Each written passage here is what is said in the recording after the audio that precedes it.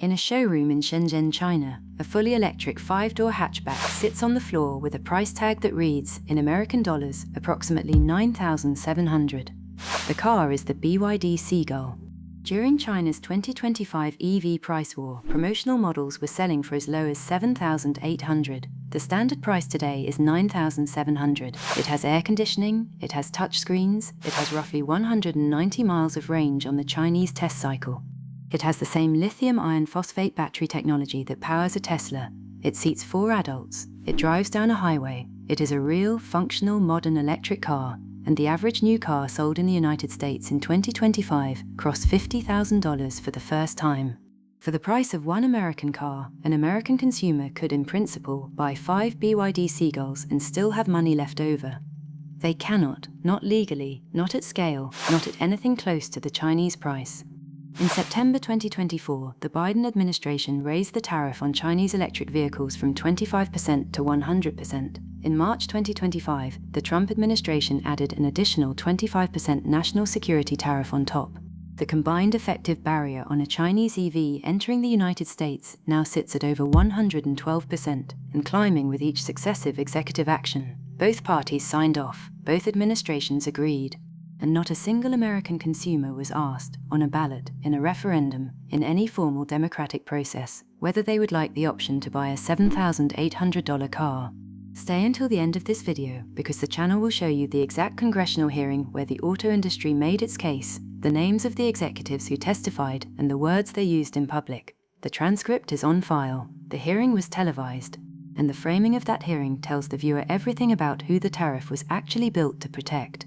The car company is BYD, Build Your Dreams, founded in Shenzhen in 1995 as a battery manufacturer.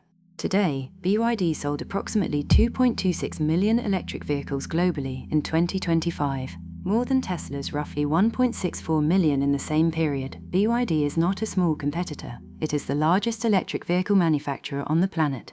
In 2025 alone, Chinese automakers launched 83 new electric models. Tesla launched 3. The pace of Chinese EV development is not catching up to the West. It has already passed it. The honest concession the viewer deserves is this. There are legitimate national security concerns about deep supply chain dependence on China. The risk that American automotive manufacturing, which still employs millions of workers directly and indirectly, could be devastated by a sudden wave of low-cost Chinese imports is not a fantasy.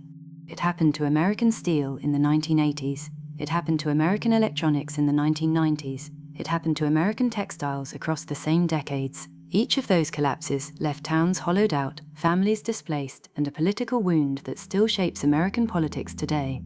The argument against a tariff on Chinese EVs is not that those concerns are imaginary. The argument is that the decision was framed as national security and executed as industrial protection. The people who paid for it, every American who has bought a new car at $51,000, were not the people who got to weigh in. The hearing happened in December 2025. It was titled in the official congressional record, Trojan Horse, China's Auto Threat to America. The framing was set before a single witness sat down. Trojan Horse, threat. The language did not describe a competitive economic question. It described an invasion. The witnesses included executives from Ford and General Motors.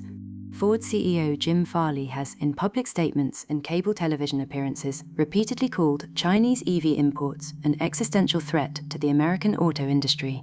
The American Automotive Policy Council, the trade lobby that formally represents the Detroit Three, directly lobbied Congress and both administrations for the tariff increases. The named villains are not abstract. They are Jim Farley, the lobby that carries the message into the rooms where tariff policy gets written, and the bipartisan congressional coalition that made the math add up. They had a choice. They could compete on price. They could compete on engineering. They could rebuild American auto manufacturing around cheap, efficient electric platforms the way BYD rebuilt Chinese manufacturing. They chose, instead, to lobby for a wall. The mechanism that makes the BYD Seagull cost $7,800 is not magic. There is no hidden subsidy that explains the entire gap. There is a Chinese supply chain that has been built deliberately over 20 years to produce lithium iron phosphate batteries at a fraction of the cost of Western suppliers. There is an electric motor that uses the same physics as every other electric motor in the world. There is an assembly line that has been refined to produce one car every few minutes. The engineering is straightforward. The cost is the result of scale, focus, and 20 years of relentless investment. A child has, in a sense, already seen the mechanism. A toy car from a dollar store. It rolls, it steers, it works. It costs $1 because somebody, somewhere, figured out how to make it efficiently at scale. Nobody calls a dollar store toy car a national security threat. Nobody puts a 125% tariff on a piece of injection-molded plastic from Shenzhen. The same supply chain logic that makes the toy car cheap is what makes the BYD Seagull cheap. The question is why the same economic reasoning, efficient manufacturing produces cheap products, is acceptable for a toy and unacceptable for a real vehicle. The rest of the world has answered the question differently. In January 2026, Canada signed a deal to import approximately 49,000 Chinese electric vehicles at a tariff of around 6.1%. Brazil, Mexico, Thailand, Australia, and most of the developing world are buying Chinese EVs at scale. Americans are watching YouTube reviews of cars their government has decided they do not get to own. And then there is the Xiaomi YU7, launched May 21, 2026, a direct competitor to the Tesla Model Y, priced from approximately $34,300. Range and feature specifications that match or exceed the Model Y on several measures. Xiaomi is in China primarily known as a phone manufacturer. The company decided a few years ago to enter the auto market. It has now delivered a vehicle that competitive analysts describe as the most serious threat Tesla has faced in the mainstream segment. Americans will not buy it at the Chinese price. The tariff makes that impossible. The verdict is this: a trade decision was made. It was framed as national security. It functioned as industrial protection. It transferred wealth from American consumers, who pay an average of $51,000 for a new car, to American automakers, who now do not have to compete with the cheapest functional electric vehicle ever built.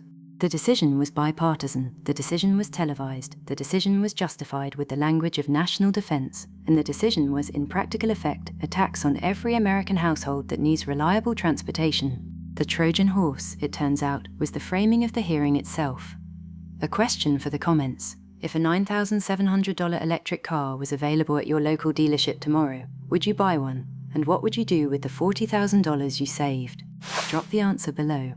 If this is the kind of story that lines up with what you already suspected, that the choices being made in Washington are not being made for the people paying the bill, subscribe. This channel is for the people who want the receipts, not the headlines. The next investigation moves from cars to crimes. On May 19th, the FBI raided the home of a senior CIA official in Fairfax County, Virginia. What they found inside: 303 gold bars, $2 million in cash, 35 Rolex watches, and an internal expense report that classified all of it as work-related. The next video walks through what the FBI seized, what the official's job actually was, and how a 17-year identity was built and approved by the agency that signed his paychecks. This channel exists for one reason. The government, the corporations, and the financial system are hiding simpler, cheaper, better alternatives. This channel finds them, names the people who buried them, and shows the proof.